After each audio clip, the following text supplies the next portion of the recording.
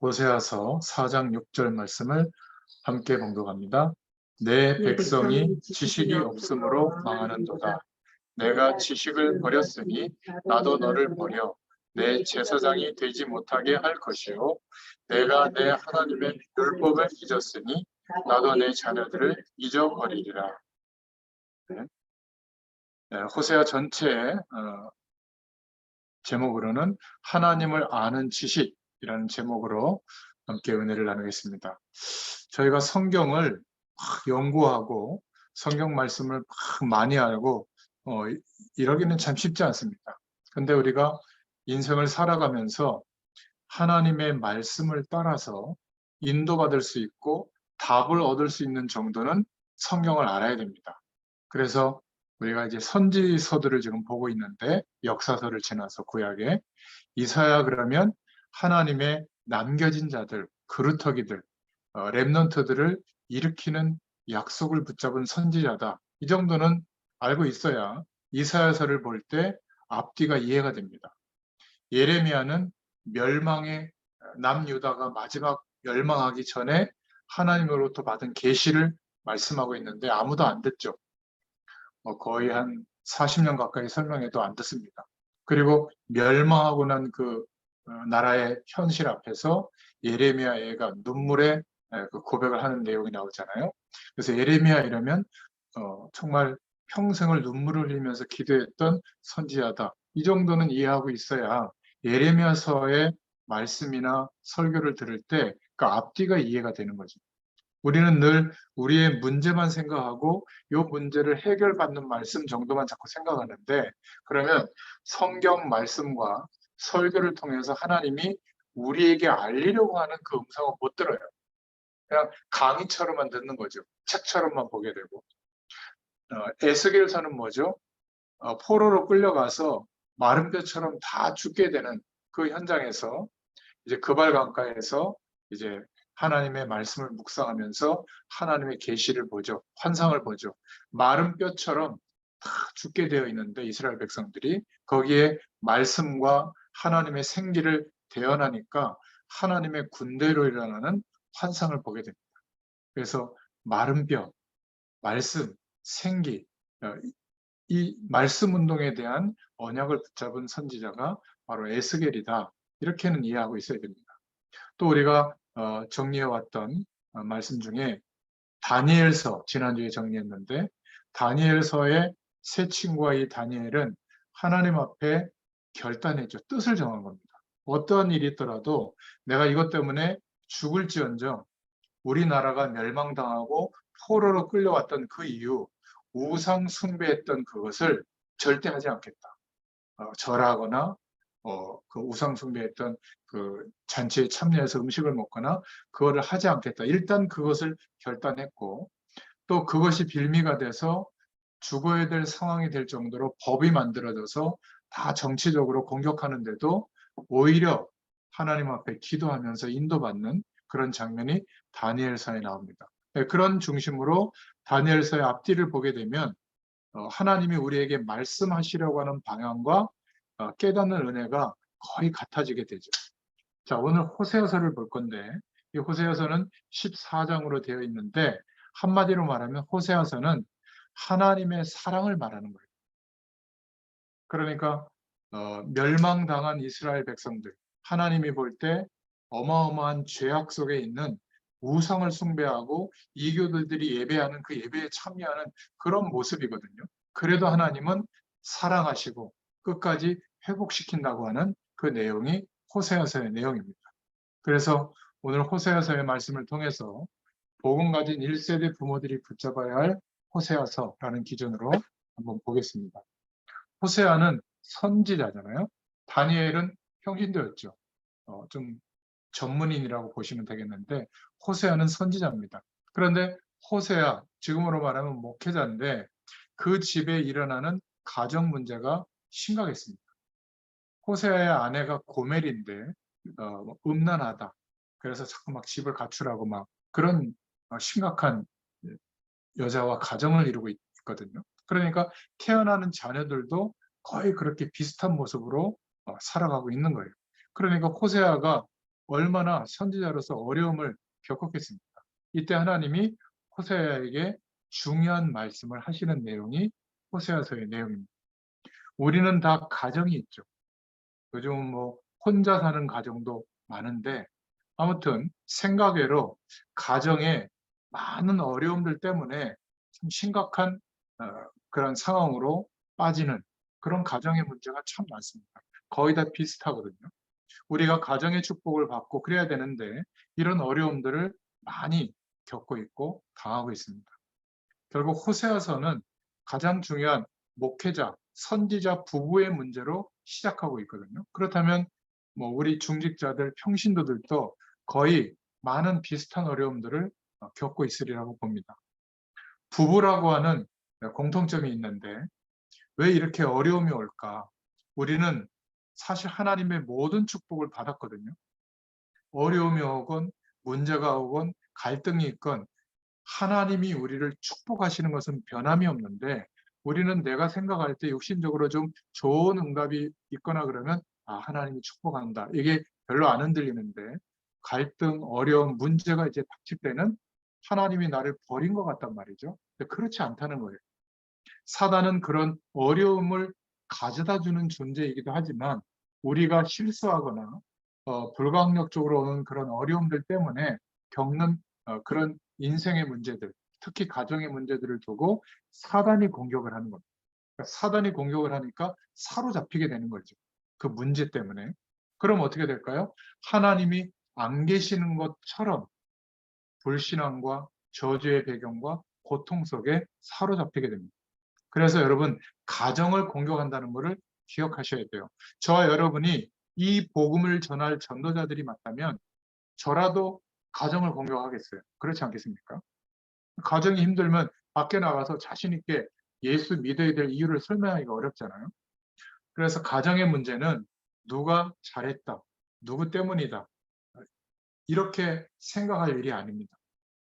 하나님께서는 100% 언약하신 대로 축복하신다는 거예요. 이게 호세아서의 결론입니다. 어려움을 당하면 우리가 복음 때문에 예수 믿는 것 때문에 뭐 여러 가지 어려움이 올 수도 있잖아요. 그러면 마가복음 10장 29절에서 30절에 보면 우리가 이 땅에서 복음 때문에 당하는 어려움이 있다면 내세와 영생에 이 땅에서 또 하나님이 주시는 100배의 축복을 받는다. 그 말은 하나님의 언약적인 축복은 취소되거나 축소된 적이 한 번도 없어요. 우리가 문제화하는 거죠. 오히려 어려움과 한계가 왔을 때는 정말 하나님이 역사하실 기회가 온 거거든요. 그리고 하나님의 메시지가 거기에 들어있는 겁니다. 근데 이거를 자꾸 놓치고 문제화하는 거죠.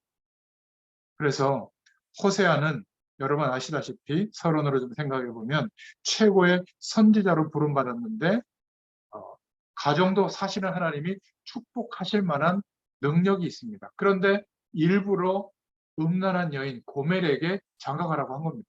하나님이 명령한 거예요. 참 이해할 수가 없죠. 그리고 실제로 가정의 고통이 심각했어요. 자녀들까지.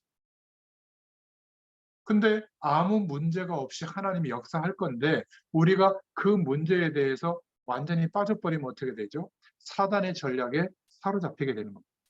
하나님께서는 오히려 그 가정의 문제를 통해서 이스라엘 전체가 하나님 앞에 그렇게 불신앙하고 우상숭배하고 결국 포로로 끌려와서도 이교도들과 같이 그 이교도의 예배를 드리는 이런 범죄를 저지른단 말이죠. 그러니까 하나님께서 지금 안타까운 심정을 깨닫게 하려고 호세아의 눈을 열어주는 겁니다.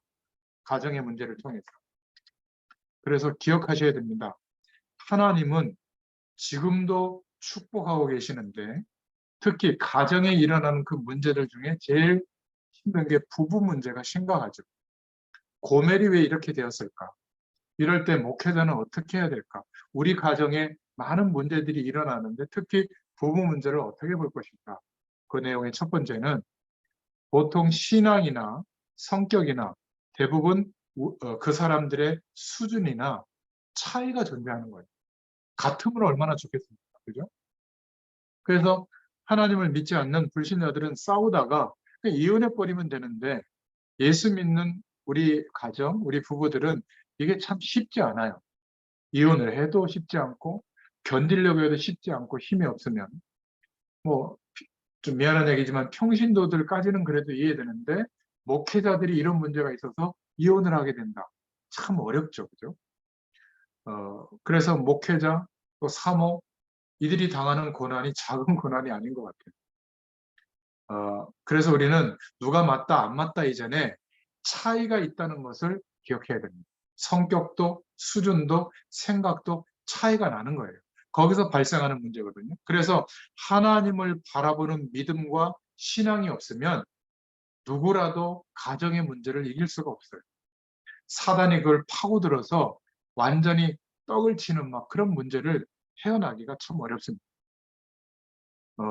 부인하고 남편하고 생각이 어느 정도 맞아야 되는데 너무나 안 맞을 때가 많죠.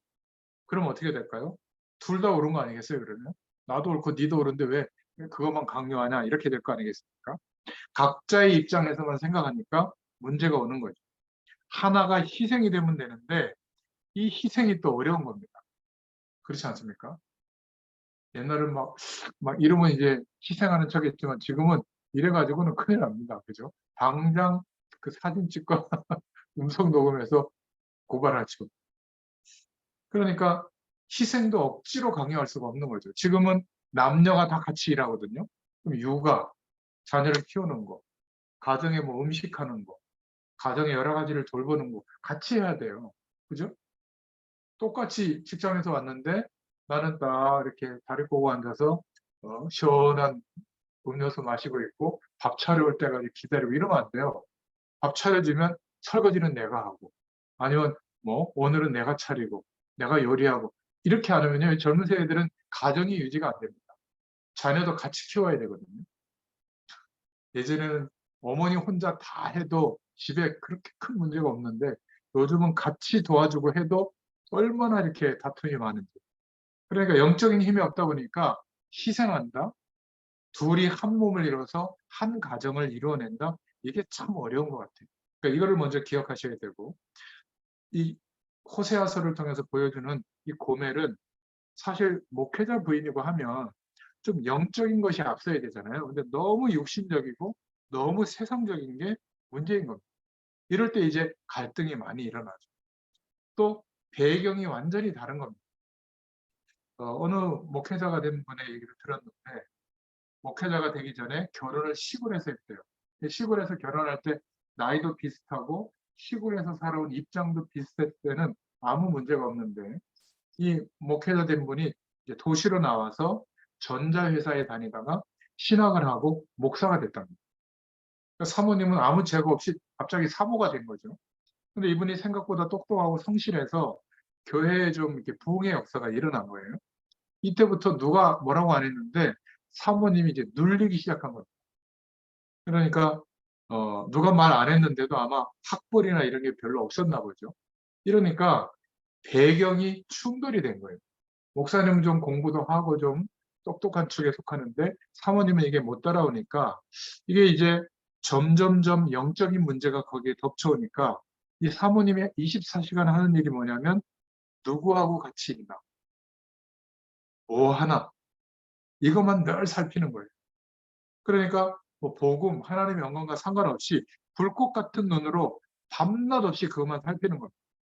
사람이 영적 문제가 덮치면 자존심도 없어지고 부끄러움도 없어져요. 시도 때도 없이 전화를 하는 겁니다. 어디야? 누구 하고 있어? 뭐 해? 밥은 누구 하고 먹었어? 이러다가 교회는 좀 이렇게 세련된 여성분들도 있잖아요. 목사님이 이제 그런 분들하고 뭐 여전도 일을 한다든지 할 수가 있잖아요. 이화여대 출신, 뭐 서울대 출신 이런 집사님들이 있었나 봐요. 같이 밥을 먹은 거예요. 이거를 이제 목격하고는 장로님들한테 찾아가 가지고 이 아무개하고 우리 목사님하고 이상한 말 이렇게 했다 뭐 이런 식으로 막 이래 가지고요 교회 문제가 일어난 거예요. 이러니까 목사님이 참다 참다 설교 시간에 사모님 보고 마귀 짓을 한다고 이래버리고 그럼 어떻게 될까요? 그렇지 않아도 이제 싸우고 싶었는데 막 폭발이 일어나는 거죠. 결국 이혼하게 됩니다. 그러면 거기에 아들이 하나 있었는데 그 아들은 어땠을까요? 이렇게 배경이 차이가 나면 오는 문제도 있습니다. 사실 하나님의 함께하는 그 축복을 경험하면 그런 거 아무 문제가 안 되거든요. 서로 돕는, 내 몸처럼 여기는 배필이 되는데 그거는 모르는 거죠. 이런 영적인 문제가 오는 겁니다. 그래서 가정의 문제, 특히 부부의 문제, 호세아서에서 답을 주고 있는데 누가 잘했다 못했다 그것은 의미가 없습니다. 제일 부부간의 문제가 서로 무시한다는 거 아니에요? 특히 목회자는 하나님의 막 말씀 붙잡고 가다 보니까 사모님들에 대해서 막 무시할 때가 있거든요. 뭐 요만한 거 하나만 해도 내가 주의를 하는데 말이야 어디 나서고 말이죠. 이런 얘기 할 때도 있는데 그거는 잘못된 거죠, 그죠? 또 목사님이 너무 율법적이라는 거예요. 우리 가정에서도 그렇지 않습니까? 교회에서는 복음인데 집에 오면 율법이고 막 따지고 말이죠.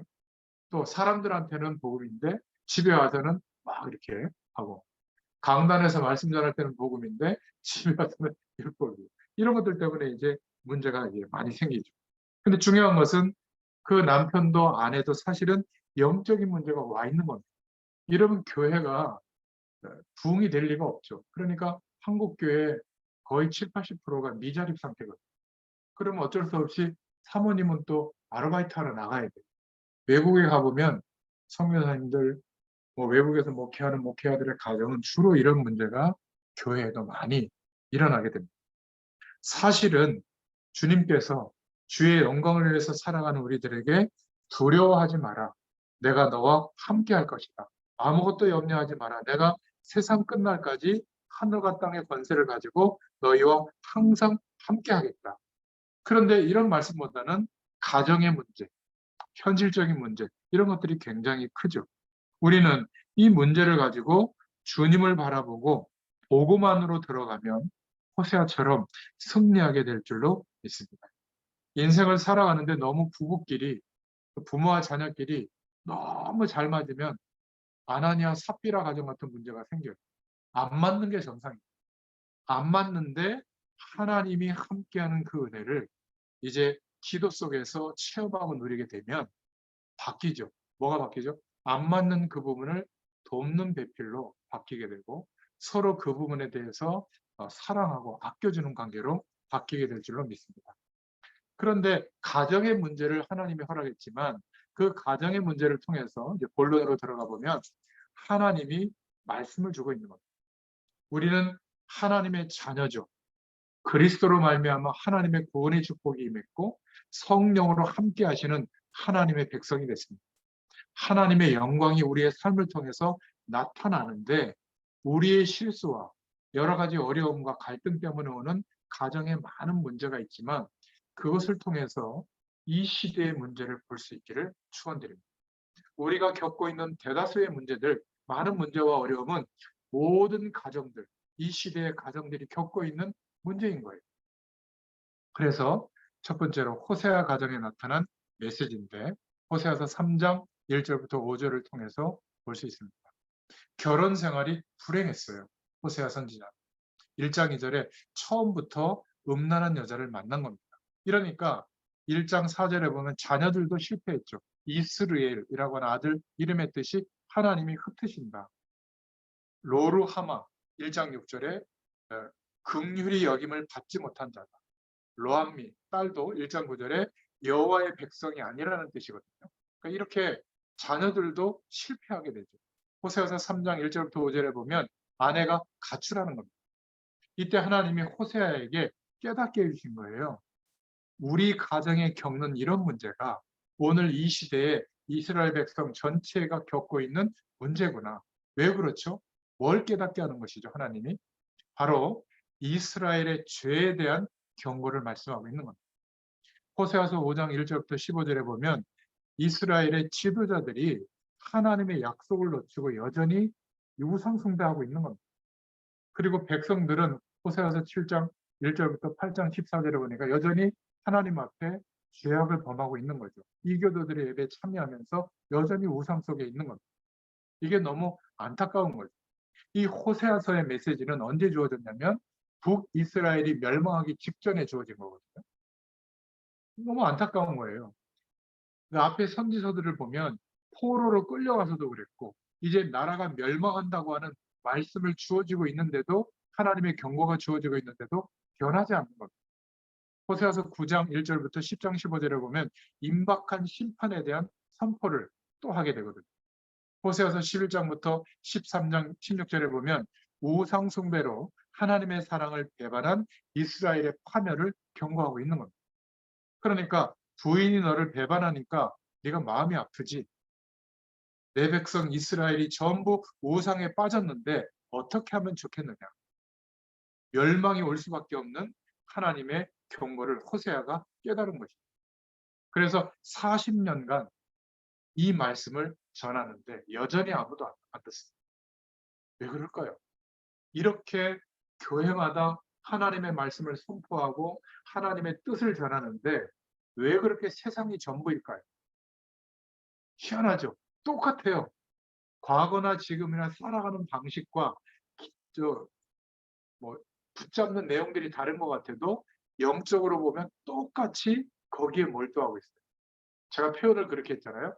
하나님이 없어도 그런 배경만 가지면, 그런 위치에만 도달하면, 그런 돈만 있으면, 그런 성공의 조건만 딱 가지면 행복하고 성공했다고 생각하는 이 기준.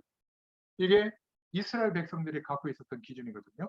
왜 가나안 땅에 오게 했고, 광야를 통과하게 했고, 출애굽하게 했고, 그리고 하나님의 율법을 지키게 하고 절기를 지키게 했는지, 그래야만 언약 붙잡은 신앙행위, 하나님의 약속을 붙잡고 오늘을 봐야 내가 누구인지, 무엇을 위해서 어떻게 살아야 할지가 분명해지는데, 그냥 나이에 따라서 이제 청년이 되면 돈 벌어야 되고 자립해야 되고 또 사랑하는 사람 만나야 되고 결혼해야 되고 아이를 낳고 키워야 되고 똑같은 거예요.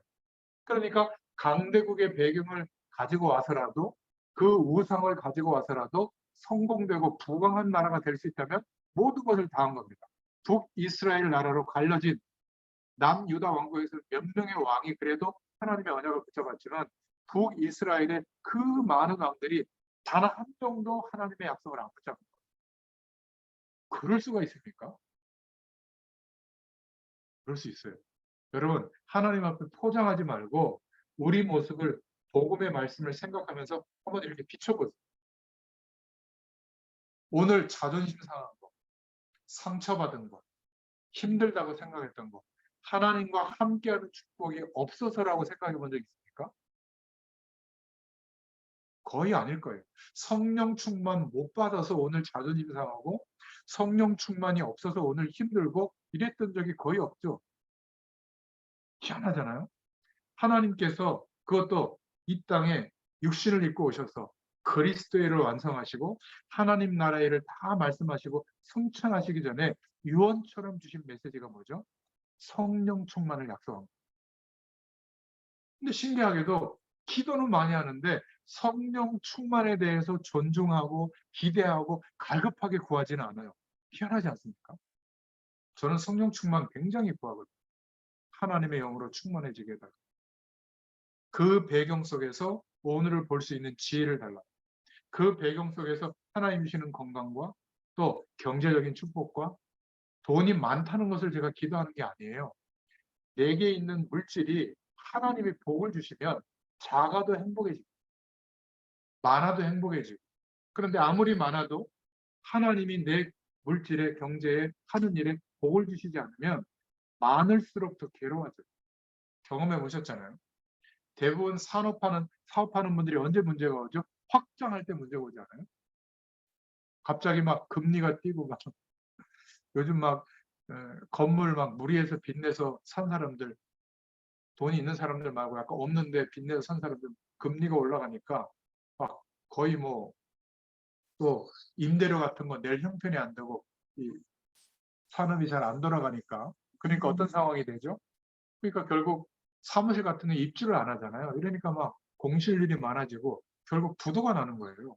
전혀 그렇지 않다고 생각하는데 참 안타까운 거죠. 돈 많으면 어쩔 수 없이 더 돈을 벌기 위한 길을 알기 때문에 또 투자를 하거든요. 하지 말라는 게 아니라 우리의 모든 활동과 삶이 하나님이 함께 하시는 힘과 능력 안에서 인도받으면, 신기하게도 우리는 미래를 모르는데 말씀에 주시는 은혜와 방향을 따라 조금 이익이 되거나 안 돼도 관계없이 순종하고 나아가다 보니까 우리도 모르는 사이에 하나님이 역사하시는 축복의 길에 들어서게 되는 줄로 믿습니다. 여러분 꼭 기억하세요. 그래서 하나님이 이스라엘을 멸망시키겠다 이런 얘기만 하신 게 아니라 14장 1절부터 호세아서의 9절까지 보면 이스라엘을 회복시킬 것을 또 말씀해요. 14장 1절에 여호와께로 빨리 돌아와라. 그리고 14장 2절에 숫송아지를 대신하여 주께 드려라. 언약 잡은 예배를 회복하라는 거죠. 그리고 호세아서 14장 3절에 헛된 것을 의지하지 않으면 하나님의 긍휼을 얻게 될 것이다. 14장 4절에 폐역을 고치게 되면 하나님의 진노가 떠나게 됩니다. 그리고 14장 4절부터 9절에 레바논의 열매, 그 아름다운 열매처럼 이스라엘 백성들이 하나님의 축복의 열매를 회복하게 될 것이다. 이 메시지를 호세아 가정에 주신 겁니다. 우리에게도 동일하죠. 지금 가정에 일어나는 문제들 또는 우리 개인에게 일어나는 어려움들, 들이닥치는 문제들이 우연히 내 실수 때문에 온 것이 아니라 하나님의 주권 속에서 하나님이 허락한 것이라면 하나님의 메시지를 붙잡을 수 있기를 바랍니다. 성령께서 깨닫게 해주실 거예요. 그러면 우리가 겪고 있는 그 문제 때문에 어려움은 와 있지만 우리가 생각하지 못했던 하나님이 역사하시는 나를 통해서 세계복음화의 축복 속으로 하나님이 인도하시는 겁니다. 이것을 믿으시기를 축원드립니다. 두 번째로 호세아서 4장 1절부터 6절을 통해서 결국 가정의 문제가 아니라 네 아내가 문제가 아니라 내 백성이 지금 문제다. 어떤 문제라는 거죠? 이스라엘 민족이 왜 이렇게 되었을까? 언약 백성인데 내 백성이 지식이 없으므로 망한다. 이렇게 말하고 있는 겁니다. 오늘 본문의 내용이죠. 세상 지식이 필요 없다는 말이 아닙니다. 이스라엘은 세상 지식에 뛰어났어요. 쉐마, 토라, 탈무드라고 하는 최고의 교육 내용이 있었고요. 이들이 갖고 있는 경제를 움직이는 상술은 세계 최고입니다. 그리고 그들이 준비한 전통이나 제도, 이것이 사람들을 네트워크를 형성해서 전 세계에 흩어져 있어서 하나로 만드는 이런 제도와 전통이 있거든요. 그런데 그런 것 때문이 없어서가 아니라 영적 지식이 없어서 망하게 됐다는 거예요. 하나님을 아는 지식이 없었다는 겁니다. 그러니까 열심히 노력하는 기준에 있는데 오실 메시아의 약속, 그 언약을 붙잡고 언약궤를 중심으로 성전에서 예배하는 축복이 무엇인지를 놓친 거예요. 왜 가나안 땅에서 살고 있는지, 왜 우리가 열심히 살아야 되는지, 오실 메시아 사상을 전파해야 되는데 잊어버리는 거예요. 그러니까 하나님이 멸망이라고 하는 경고를 하는데도 아무도 회개하지 않는 거예요. 호세아서 4장 1절에 진실은 없고 인애도 없으며 하나님을 아는 지식도 없다. 4장 1절부터 3절에 범죄했다. 호세아서 4장 4절에 보면 백성과 제사장이 막 다투게 되고요. 4장 11절부터 19절에 이교도들의 예배를 드리고 5장 1절부터 7절에는 우상을 숭배하는 이런 영적 지식이 없어서 벌어지는 일들이 생기는 겁니다. 이러니까 북이스라엘과 남유다 사이에 5장 8절부터 15절에 보면 전쟁까지 일어나죠. 결국 예언된 대로 호세아가 예언한 대로 주전 722년경에 예언된 지 40년 만에 북이스라엘은 멸망당하게 됩니다. 호세아 가정에 아픔을 주시고 하나님이 그 시대에 일어날 일들을 메시지를 주신 거죠. 마찬가지예요. 우리 가정에, 우리의 일에, 우리의 건강에, 우리 후대들에게 일어나는 일들은 다 하나님이 메시지를 주고 계십니다. 이것을 붙잡아야 될 줄로 믿습니다. 언제 붙잡을 수 있죠? 여러분들이 섬기는 주일 강단의 말씀을 하나님의 음성으로 듣고 묵상하면서 하나님을 바라보고 기도가 되어지기 시작할 때 성삼위 하나님의 능력이 기대되어지고 구하기 시작할 때 하나님께서 보여주시는 겁니다. 이상하게 막 음성이나 환상이 없는데도 정확하게 하나님이 내 심령에, 내 양심에 하나님이 말씀으로 방향을 주세요. 갈수록 더 구체화되는 것 같아요. 여러분, 이 축복을 누릴 수 있기를 축원드립니다. 호세아서 6장 1절부터 2절에 세 번째로 호세아서에 나타난 그리스도의 축복. 하나님은 호세아를 통해서 진짜 해결책이 되는 오실 메시아 그리스도를 소개하고 있는 겁니다. 그래서 호세아서에 나타난 그리스도의 모습이 예언되어 있는데 호세아서 11장 1절에 예수님이 애굽으로 피난 가는 그런 내용이 예언되어 있고요.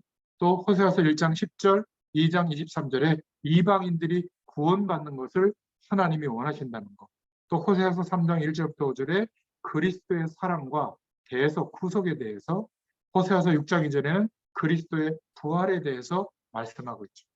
그래서 기억하셔야 됩니다. 반복되는 이스라엘 백성들의 실패를 우리는 주의해야 돼요. 복음으로만 회복될 수 있다. 원죄로 인해서 인간은 궁극적으로 타락하게 되어 있습니다. 하나님 없이도 행복할 수 있다라고 하는 가능성에 매몰될 수 있어요. 그것이 굉장히 매력적으로 보이는 겁니다. 그래서 세상의 권세라고 하잖아요. 우리의 의지로 그 권세를 못 넘어서는 겁니다.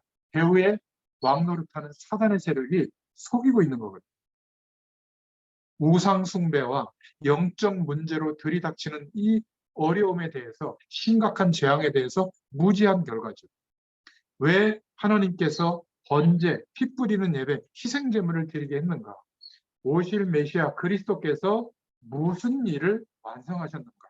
죽으심과 부활로 재창조의 능력으로 하나님 만나는 길이 열려지게 됐고, 죄와 저주에서 완전히 해방되게 하시고, 모든 저주와 사단의 세력을 꺾으신 이 일이 우리에게 이루어져야 되거든요. 그래야 하나님의 구원의 축복, 성삼위 하나님의 능력이 실제가 되는데 그 약속을 자꾸 놓치는 거예요. 그리스도의 능력이 돈보다 못한 줄로 생각한 거예요. 건강에 대한 축복이 하나님께서 함께 하시는 은혜보다 못하다고 생각하는 거예요. 여러분, 그래서 문제를 완전히 해결받는 열쇠가 하나님의 말씀에 있죠. 호세아서 3장 1절부터 5절에 이런 불신앙하는 이스라엘 백성들을 멸하시는 게 아니라 끝없는 용서와 사랑을 베풀어 주신 완전 복음을 말하는 거죠. 또 6장 1절부터 2절에 그리스도의 부활을 통해서 우리를 소성시키는 하나님의 메시지가 나타나죠. 전도의 축복을 말하는 겁니다. 호세아서 8장 14절에 우리를 누가 창조했는지, 우리의 인생을 누가 인도하고 있는지 그 지은 자를 잃어버린 것에 대해서 우리가 알려주는 것이 헌신이에요. 그죠? 그걸 말하고 있고, 호세아서 9장 5절에 여호와의 절기를 잊어버리고 사는 겁니다. 우리가 날마다 주님의 날 아니에요?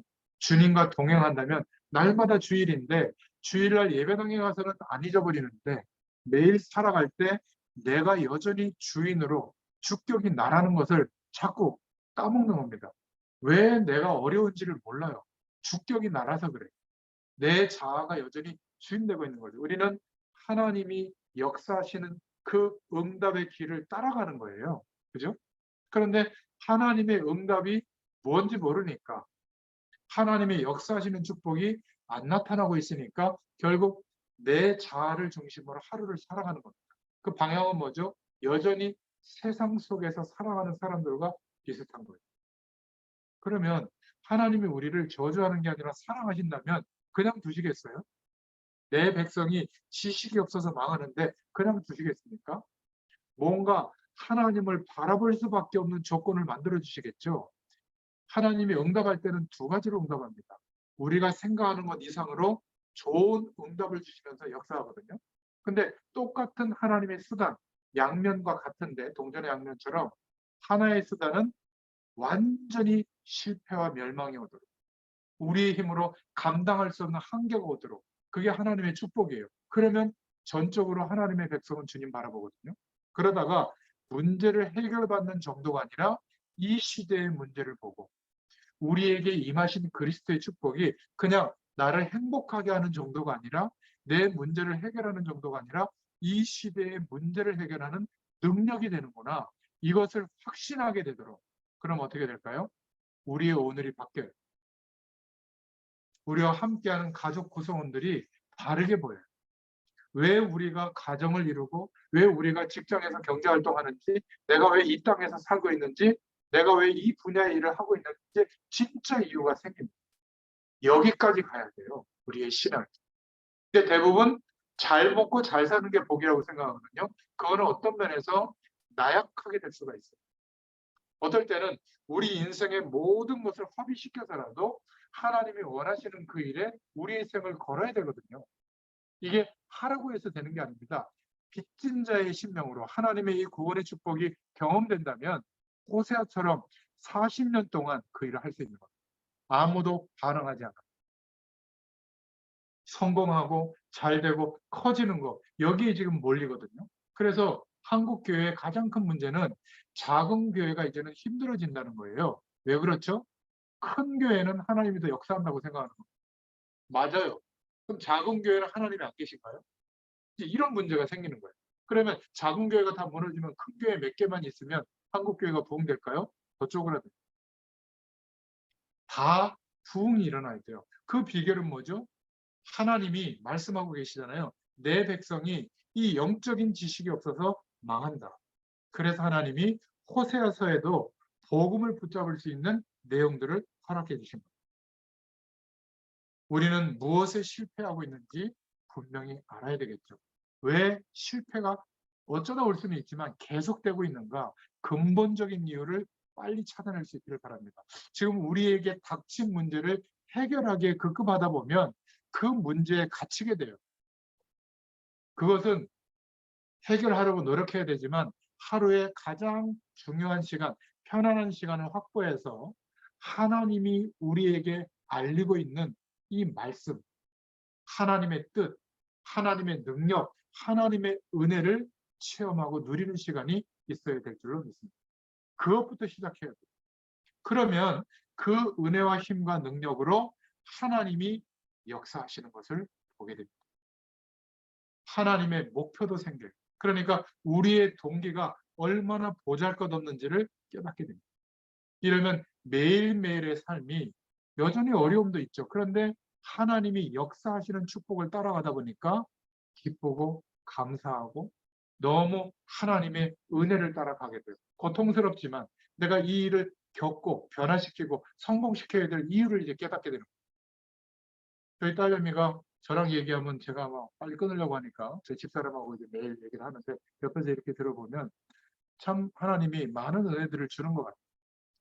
지금 자기 어떤 전공한 내용이나 실력으로는 한 2배, 3배 더 받을 수 있는 그 여행사로 옮길 수 있는데 그 버스 투어하는 이런 데로 가면 뭐 한 700만 원에서 1000만 원 정도 벌을 수 있나 봐요. 근데 지금 처음 연결해준 그 배경, 그 권사님이, 여자 권사님이 같은 교회 권사님이니까 이 지금 회사를 여행사가 3위권 회사인데 거기에서 조금 메이저 회사로 좀 성공시킬 수 있도록 한번 도전해보고 싶다. 그 안에 있는 직원들이 복음을 얘기해 봤는데 뭔가 이렇게 튕겨져 나오더라.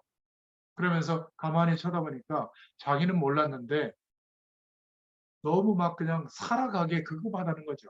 그냥 여행사에서 돈 조금 받아가지고 그거 가지고 힘드니까 술 먹고 뭐 이런 데 쓰고 또 어쨌든 막 찌들어서 사는 모습을 본 거예요.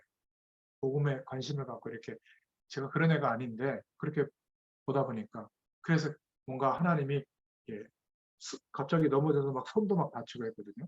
그러면서 자기가 영적으로 하나님이 열어주셨는데 자기가 한 것처럼 생각하고 좀 교만했구나. 이러면서 내가 이 직장을 향한 하나님의 계획이 뭘까? 이걸 생각해보고 그런 거를 엄마하고 이렇게 얘기하는 걸 들었단 말이에요.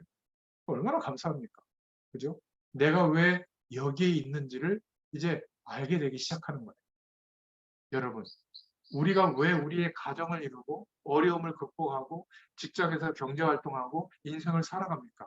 하나님이 원하시는 뜻과 계획이 있는데 이것과는 상관없이 그냥 잘 먹고 잘 사는 게 목적이라면 하나님의 백성이라면 하나님이 사랑하신다면 알리시지 않겠어요? 그거를 보여주신 겁니다. 그래서 네 번째로 호세아서 11장 8절부터 9절에 호세아서의 진짜 목표는 어려움을 주는 게 아니에요. 하나님의 사랑을 경험시키는 거예요. 이 하나님의 사랑을 정말 경험하면 40년 동안 아무도 인정하지 않아도 여전히 하나님의 약속의 방향을 따라 우리가 인생의 길을 걷게 될 줄로 믿습니다. 영원한 하나님의 축복을 알게 됩니다. 하나님의 사랑은 영원 전부터 흑암과 혼돈과 공허에 빠진 이 세상, 하나님을 떠난 그런 인생을 두고 하나님께서 창조의 축복으로 우리를 창조하시고 하나님의 형상대로 그 형상을 가지고 하나님의 창조한 모든 것을 누릴 수 있도록 예배의 축복을 주시고 가정을 이루게 하셨죠. 이게 아담을 축복한 사랑입니다. 하나님을 떠난 인간에게 완전히 멸망시키기 그 전에 뭐부터 주셨죠? 복음부터 주신 겁니다. 창세기 3장 15절에 여인의 후손이 오면 뱀의 머리를 상하게 할 것이다. 그리스도의 약속을 주신 거예요.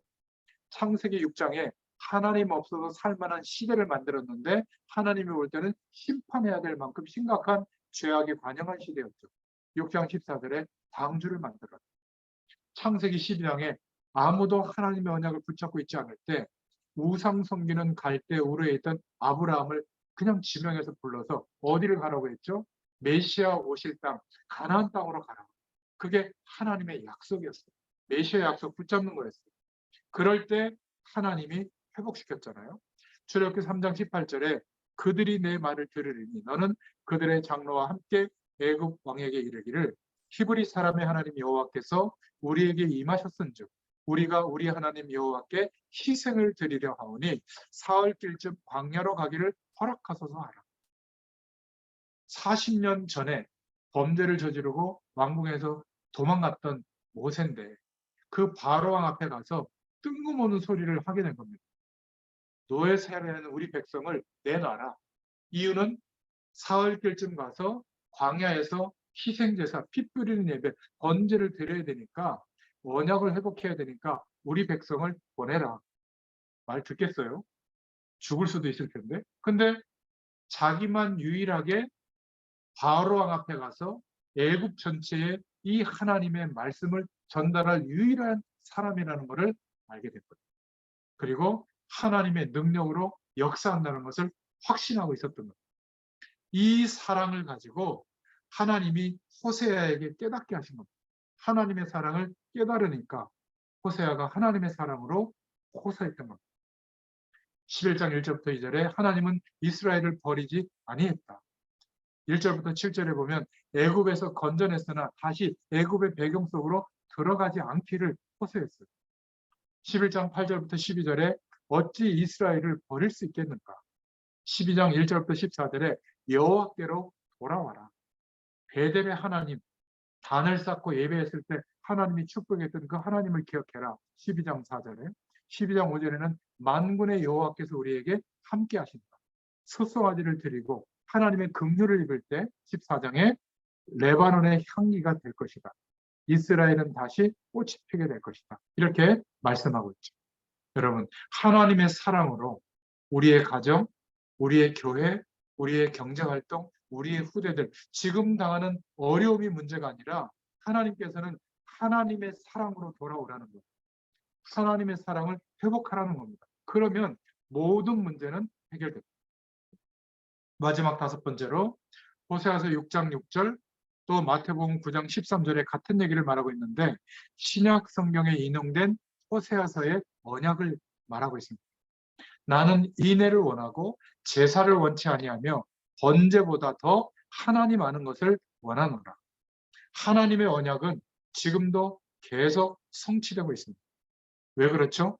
영적인 문제는 지금도 계속되고 있기 때문에 흑암 세력은 마지막 모든 민족에게 복음이 증거되고 끝이 날 때까지는 계속 영적인 문제로 덮치고 있기 때문에 그리고 구약 속의 복음과 그 언약은 지금도 계속 성취되는 줄로 믿습니다.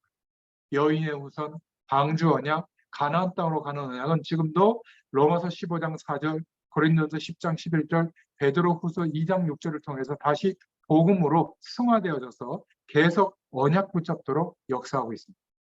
호세아서에 나타난 멸망받을 수밖에 없는 그 현장에서 선포된 하나님의 언약은 지금도 성취되고 있습니다. 마태복음 9장 13절에 호세아서 6장 6절을 인용했죠. 하나님은 인애를 원하고 제사를 원치 아니하며 번제보다 하나님 아는 것을 원한다. 또 호세아서 1장 10절, 2장 23절의 내용을 로마서 9장 25절에 내 백성이 아니었던 자를 향하여 하나님이 말씀하시는 그 약속을 또 설명합니다. 호세아서 14장 3절에 나왔던 내용을 베드로전서 3장 10절부터 12절에 또 인용하는데 주께로 말미암아 긍휼을 얻었음을 고백합니다. 그래서 우리가 결론적으로 붙잡아야 될 내용은 은혜를 놓치지 말아야 한다. 예배도 중요하지만 하나님의 사랑을 입어야 돼요. 그럴 때 성도와 사랑할 수 있는 관계가 돼요. 하나님의 사랑을 입으면 가족 구성원들도 사랑할 수 있게 됩니다. 고린도전서 13장 1절부터 13절에 말씀하고 있죠. 이스라엘 백성도 중요하지만 뭘 말하고 있죠? 사도행전 9장 12절에 구원받기로 작정된 자들은 다 믿더라. 구원받는 이방인 속에 있는 하나님의 자녀가 있음을 깨달아야 한다는 것. 그리고 로마서 1장 16절부터 17절에도 말하고 있지만 원칙과 진리도 중요하지만 하나님의 긍휼하심이 더욱 필요하다. 그래서 여러분, 부부 문제에 대해서 무조건 남편, 아내가 내 것이라고 생각하는 세상 문화가 있거든요. 이제 내 편이 생겼다. 다 거짓말이에요. 내 편 없습니다. 궁극적으로는 인간은 혼자거든요. 그래서 부부는 차이가 있고 육신적인 부분도 있고 배경이 다르기 때문에 안 싸울 수가 없어요. 근데 무조건 내 편, 내 거라고 해서 마음대로 하면 큰 잘못이죠. 남편도 하나님의 종이고 아내도 내 것이 아니라 하나님의 딸이에요. 그죠? 하나님으로 만족한 은혜를 누리게 되면 서로 부족한 게 있어도 차이가 나고 배경이 달라도 돕는 배필이 돼요. 도울 수 있게 돼요. 자존심을 망가뜨리는 게 아니라 도울 수 있게 돼요. 이런 은혜가 있기를 축원드립니다.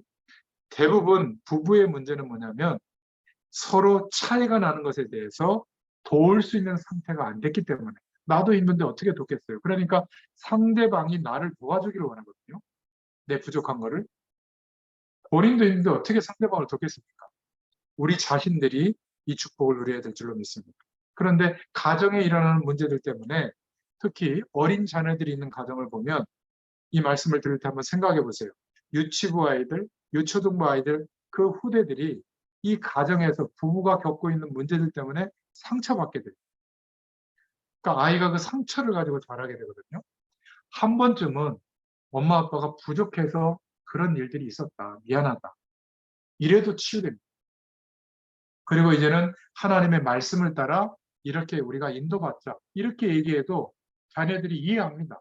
그런데 이런 대화나 고백 하나도 없이 너희들 말이야 똑바로 살아 막 이런 강도로 자녀들을 대하고 아이들이 크면 상처를 가지고 크거든요. 그러다가 청소년이 되거나 대학 청년이 되면 이제는 마지막 치유할 수 있는 기회가 있는데 누군가 이 아이들과 상담을 해주고 기도의 비밀을 회복할 수 있도록 도와주면 좋은데 특히 중직자 가정일수록 목회자 가정일수록 율법적으로 막 치는 게 많거든요. 이거 안 해서 그렇고 저거 안 해서 그렇고 막 그리고 막 금지하는 것도 많고 이러다 보면요 어느 날 치유가 되지 않는 그 상처를 가지고 사회로 나가요. 근데 숨겨져 있거든요. 자기도 모를 때도 있어요. 그러다가 꼭 자기하고 비슷한 사람을 만나도 희한하죠. 상처 가진 사람을 만나. 그래가지고 결혼까지 하면 어떻게 되죠? 제2, 제3의 문제가 인생을 살면서 계속되는 겁니다.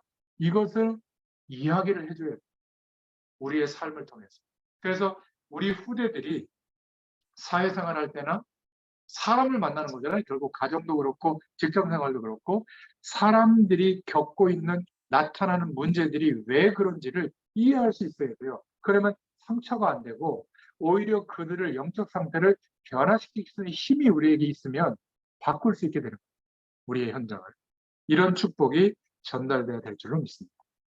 마지막으로 한 번 더 말씀드리면 우리가 지금 겪고 있는 문제는 문제가 아니라고 말씀하고 있는 거예요. 이 시대의 문제가 더 크다는 거예요. 그러면 고통이 하나도 안 된다. 그 말이 아니라 저와 여러분과 함께 하시겠다. 언제요? 이 시대의 문제를 보고 기도하기 시작할 때. 그러면 우리의 문제는 회복시킨다는 거예요. 그거 아무것도 아니라는 겁니다. 하나님의 사랑은 변하지 않는다. 이게 바로 호세아서의 주제입니다. 이 말씀을 14장까지 되어 있는데 여러분 이번 주에 통독하시면서 하나님의 음성 들을 수 있기를 축원드립니다. 기도하겠습니다. 하나님 감사합니다. 우리 가정의 문제, 부부의 문제, 또 나만 겪고 있는 어려운 문제, 하나님의 자녀이지만 하나님께서 주권적으로 허락하신 일들이라면 분명히 하나님의 메시지가 있는 줄로 믿습니다. 그 어떤 문제도 하나님의 사랑과 그 은혜와 축복에서 단절시킬 수 있는 내용이 없는 줄로 확신합니다. 그 문제와 어려움을 통해서 역사하는 사단의 세력, 귀신의 세력들은 예수 그리스도의 이름으로 완전히 멸해 주시옵소서. 그것 때문에 속지 않게 하여 주시옵소서. 오히려 어려움 때문에 하나님을 바라보고 말씀을 의지하고 성령의 충만함을 구할 때 우리가 알 수 없었던 하나님의 시공간을 초월하는 그 능력과 은혜가 우리의 모든 삶에 나타나게 하시고 하나님의 사랑을 경험하는 그 축복을 가지고 우리가 우리의 삶 속에 만나지는 사람, 우리의 현장을 두고 이 시대를 두고 기도할 수 있는 증인으로 서게 되도록 역사하여 주시옵소서. 함께 하실 줄 믿사옵고 예수님의 이름으로 간절히 축복하옵고 기도하옵나이다. 아멘. 감사합니다. 감사합니다.